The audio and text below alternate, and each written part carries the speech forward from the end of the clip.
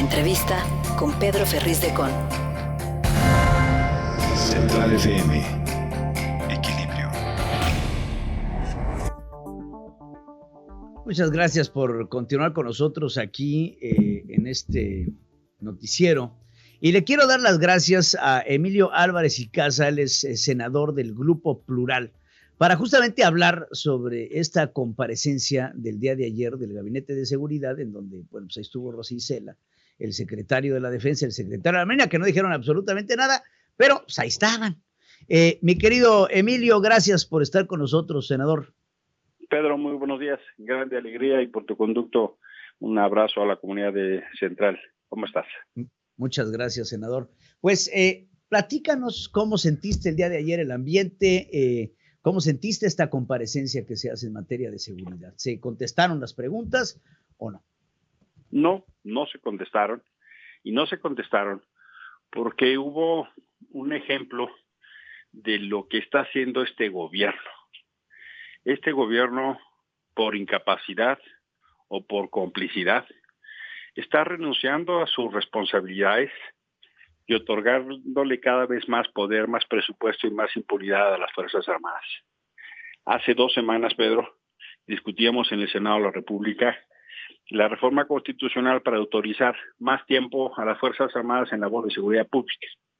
Ricardo Monreal y otros gritaban en las tribunas que habría un nuevo control parlamentario, que las Fuerzas Armadas rendirían cuentas y que estarían sometidas al poder civil.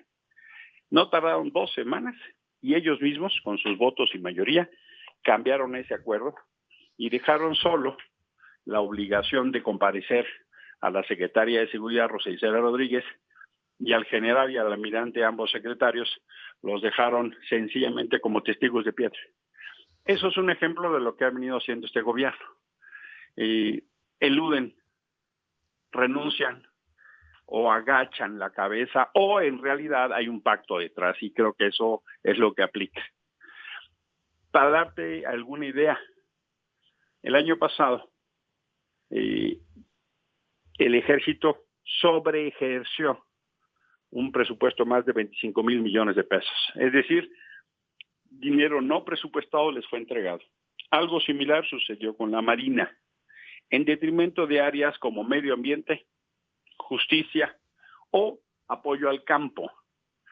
Lo que está pasando es que este gobierno le está dando un trato preferencial a las Fuerzas Armadas, no solo en seguridad pública, sino en muchos ámbitos. Y justo en ese marco ya toma una enorme preocupación como amenaza a la democracia en México, la militarización.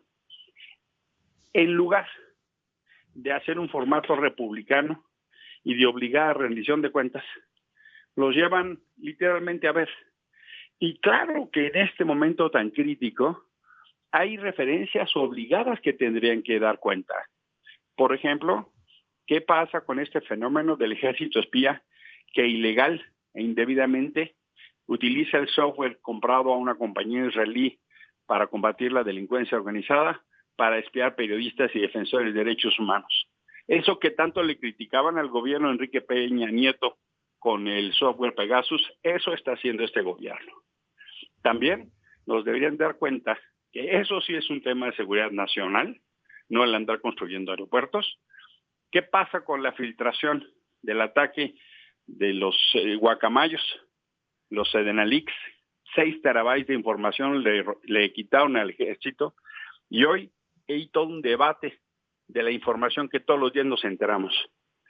También nos debe el secretario almirante una explicación de qué pasó con los 2 marinos que están desaparecidos, que la alcaldesa de Acapulco asignó como guardias de senadores del grupo de Morena. Nos hace falta la explicación, por ejemplo, del general secretario del homicidio que cometieron integrantes del ejército de la niña Heidi Mariana el 31 de agosto en Nuevo Laredo, Tamaulipas. Todas esas preguntas quedaron sin responder, como también queda sin responder por qué este gobierno sigue abrazando un modelo de seguridad fracasado centrado en la militarización. Pedro, en los últimos 15 años se ha duplicado la presencia de los soldados en las calles en labor de seguridad pública, y se han triplicado los homicidios. Es increíble la referencia al final que hizo la secretaria Rosa Isela, que en la expresión de un chantaje, diciendo que no entendía por qué los gobernadores criticaban este modelo, pero pedían el apoyo del Ejército y de la Guardia Nacional. En realidad, no acaban de entender que es su obligación y es su responsabilidad. Claro. Si lo que están diciendo es que van a utilizar el Ejército como instrumento de chantaje para que los gobiernos se le alineen a López Obrador, lo que sigue es entonces que los gobernadores digan, no se apuren, nosotros vamos a hacer nuestro propio ejército. Es inadmisible que utilicen el tema de seguridad como un chantaje, Pedro. Sí, yo también creo que fue muy bajo eso por parte. Dice que no entiende el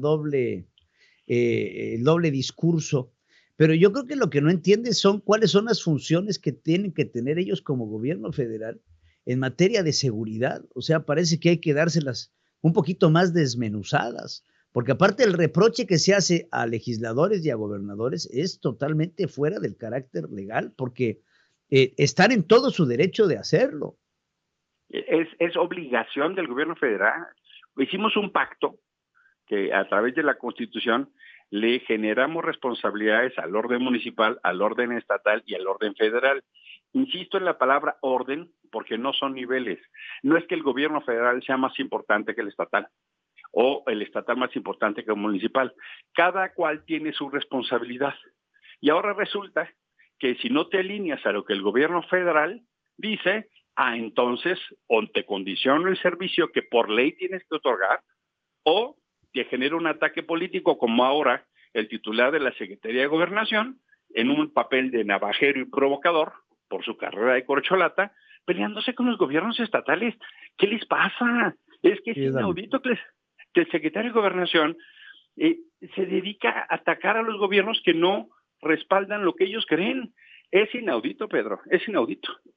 Aparte, el papel del secretario de Gobernación tendría que ser el de provocar la armonía justamente en la política nacional, y lo que hace Adán Augusto dista mucho de generar armonía. Ayer llamándole hipócrita a Samuel García, antier igual con el gobernador Alfaro, y para todos lados despachan y reparten, y se me hace francamente que esto no abone nada a tener una buena política nacional.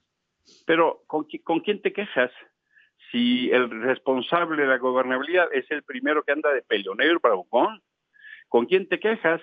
Si de Palacio Nacional salen los mensajes de odio y salen los mensajes de división. El problema, mira, yo no digo que López Obrador o Adán Augusto hayan generado la polarización. Lo que reclamo es su irresponsabilidad de lucrar de la polarización.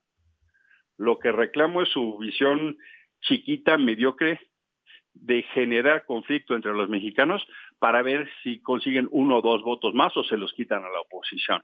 Cuando en realidad hay espacios en los que todas y todos tendríamos que estar uniéndonos, por ejemplo, en el tema de la lucha hacia los carteles, hacia el crimen, a la inseguridad. Y en lugar de buscar espacio de encuentro, Pedro, se ponen a pelear.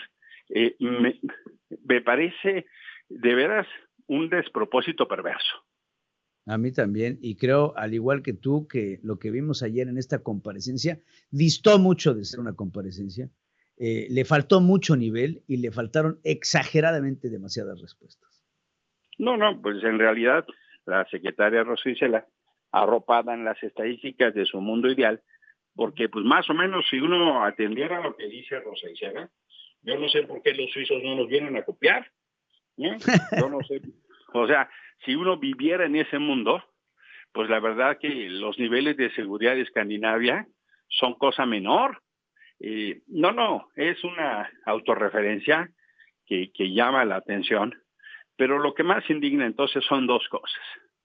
1, la amenaza a la democracia que constituye hoy a nuestras libertades y derechos el propio proceso de militarización. Si al general secretario le dan órdenes de construir aeropuertos y lo hace, le dan órdenes de atacar a un enemigo electoral el 24, ¿lo va a hacer? 2, el lucro electoral en materia de seguridad que ejerce el gobierno federal es una extraordinaria responsabilidad. Con esas 2 cosas yo me quedo el día de ayer, Pedro. De acuerdo. Y quiero celebrar tu participación, la vi con atención y creo que fue de mucho valor lo que platicaste el día de ayer en esta comparecencia, Emilio. Gracias. Gracias por representar a muchos que pensamos de esta forma. Te agradezco mucho, Emilio Álvarez y Casas, senador del Grupo Plural. Muchas gracias por estar en este espacio. Gracias, Pedro. Un abrazo. Buen día. Un abrazo para ti también, Emilio. Sigue escuchando a Pedro Ferriz de Con. Central FM.